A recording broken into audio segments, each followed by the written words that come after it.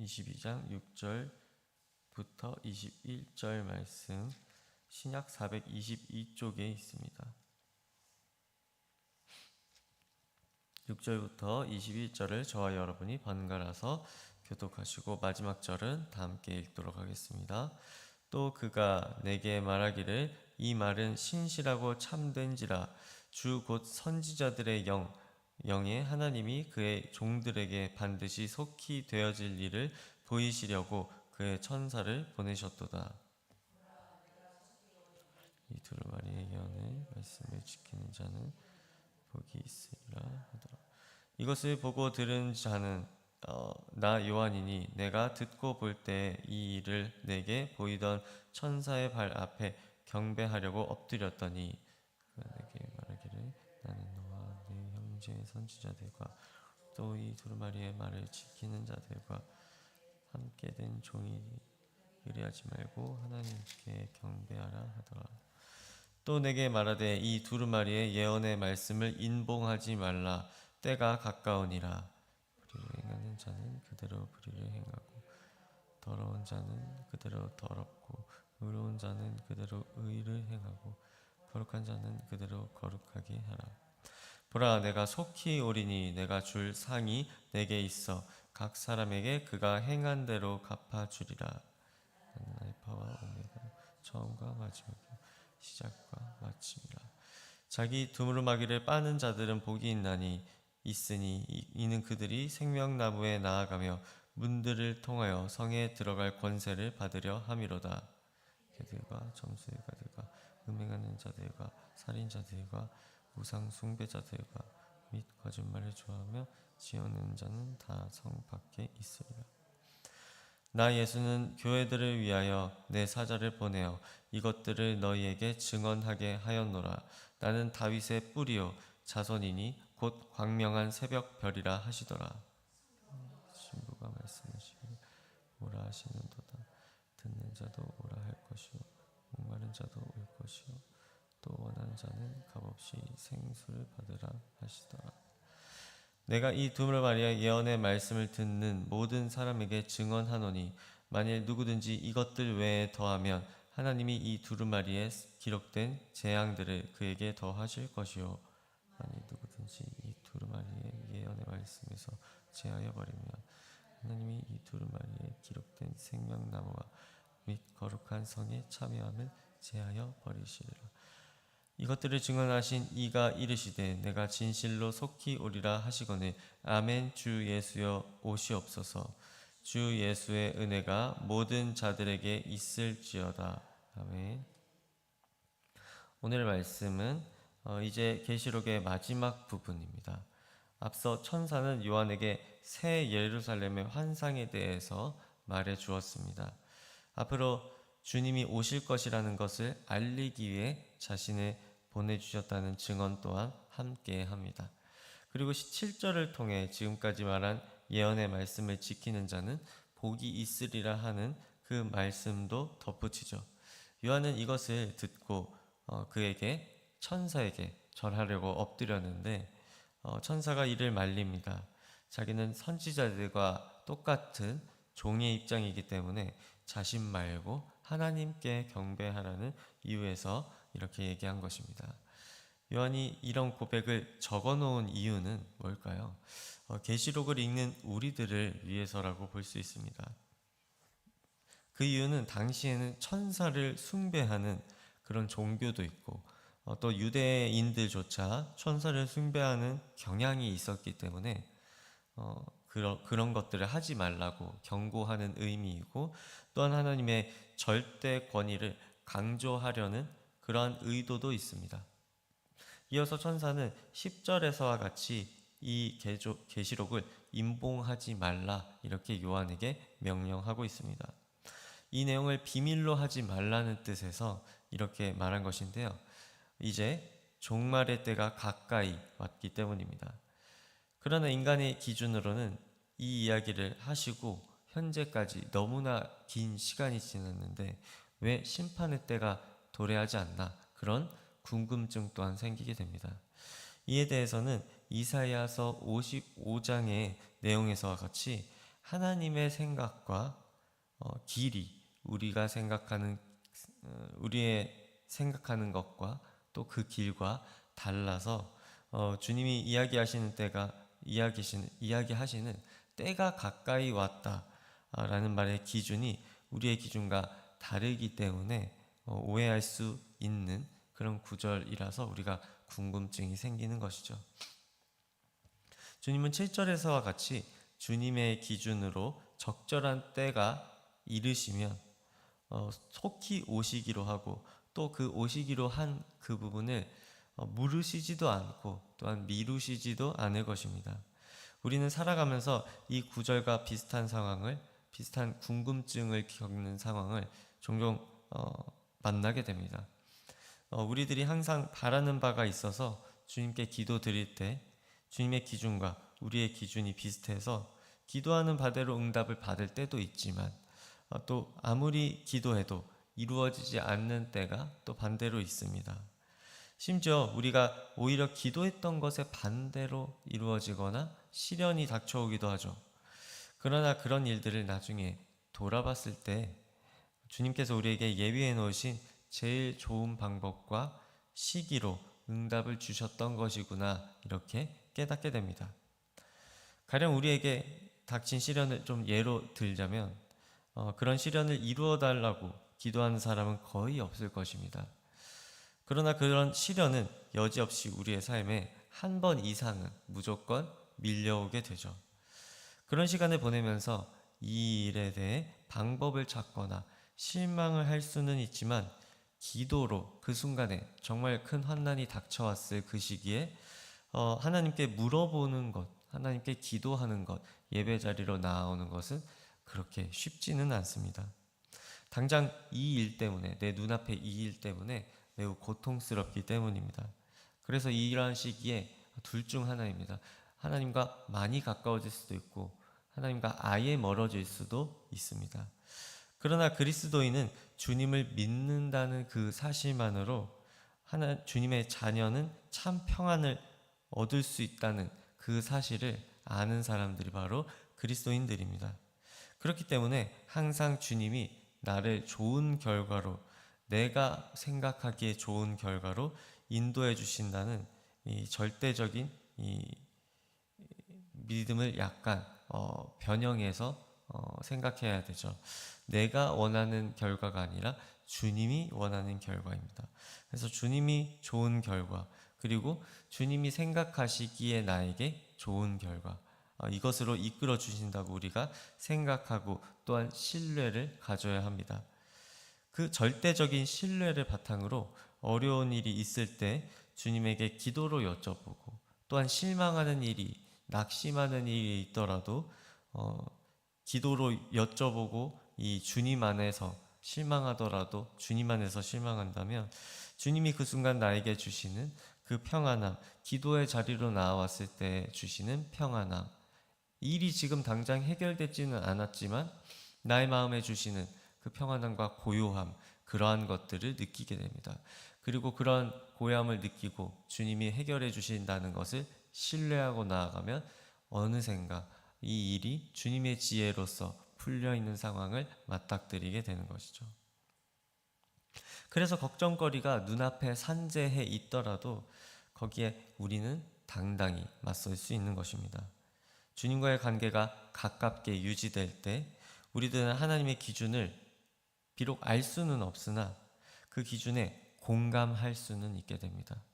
주님께서 알아서 해주실 것이다. 주님이 나를 위해서 마음먹으신 게 있으실 것이다. 그렇게 공감하는 거죠. 어떠한 일이 있을지는 모르겠지만 주님을 신뢰하고 따라갈 수 있게 됩니다. 물론 그것은 주님을 신뢰하기로 결단해야만 경험할 수 있는 것이고 기도를 멈추거나 게을리하거나 예배 가운데로 나오지 아니하면 그만큼 주님을 신뢰하는 힘이 떨어지게 됩니다. 몸이 멀어지면 마음도 멀어지기 때문입니다.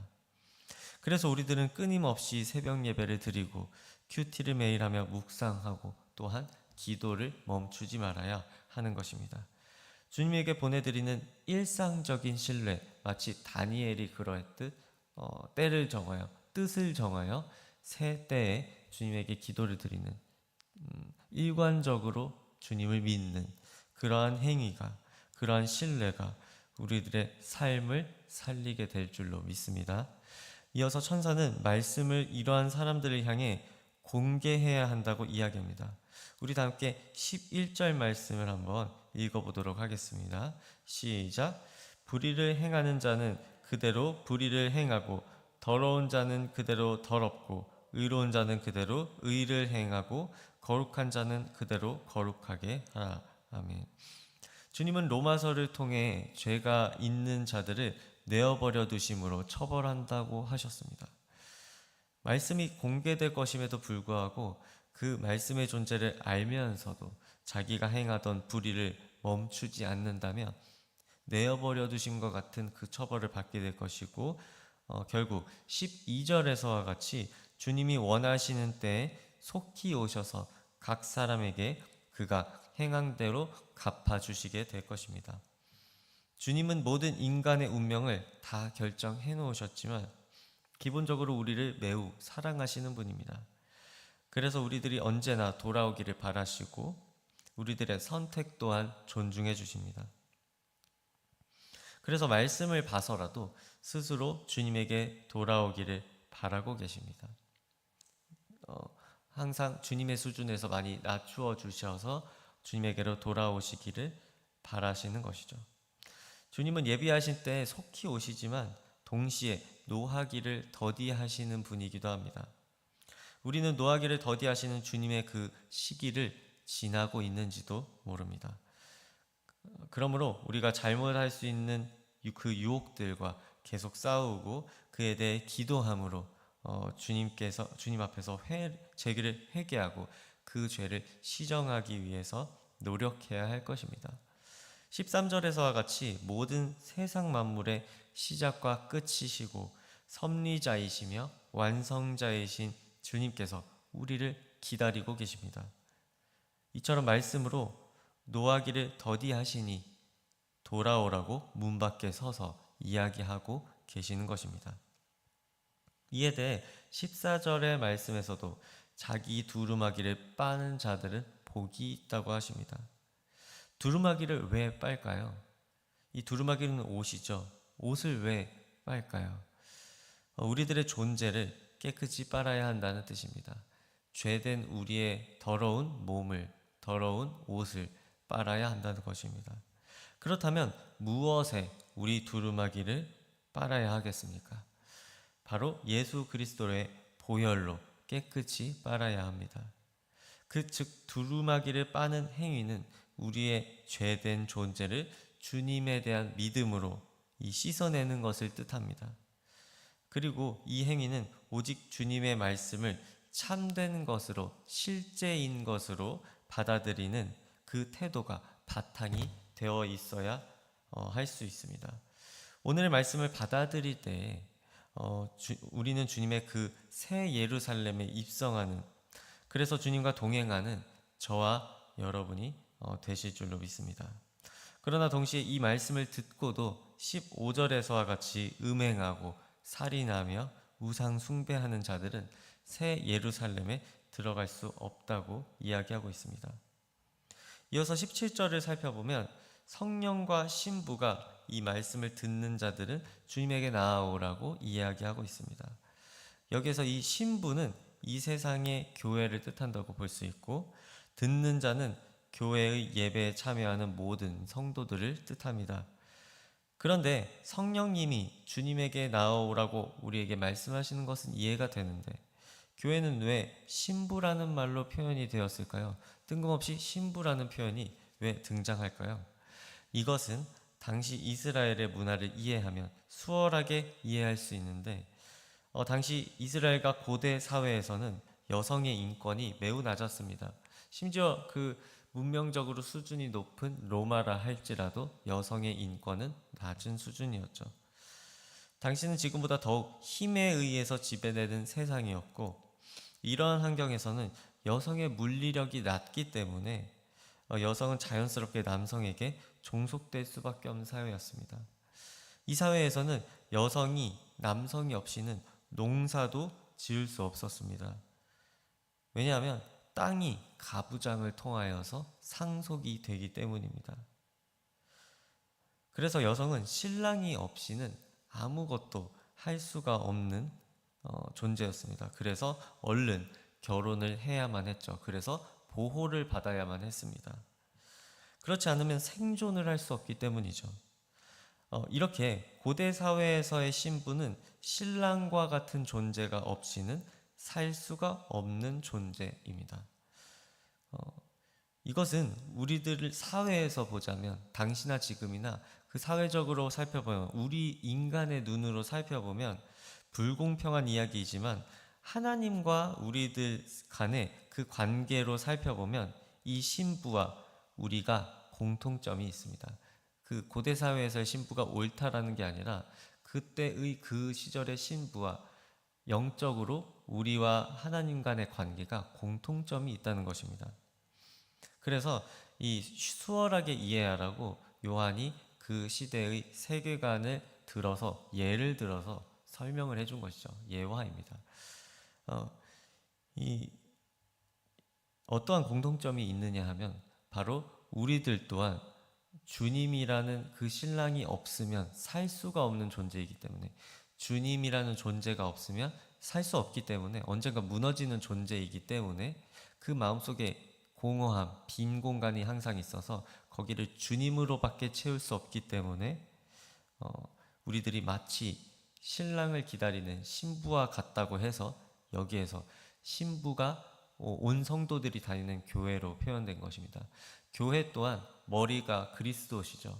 그래서 이 교회 또한, 나아가서 성도들 또한 주님 없이 살 수 없는 존재이기 때문에 성령님도 주님께 나아오라 하시고 교회도 주님에게 나아오라고 말할 수밖에 없는 것입니다.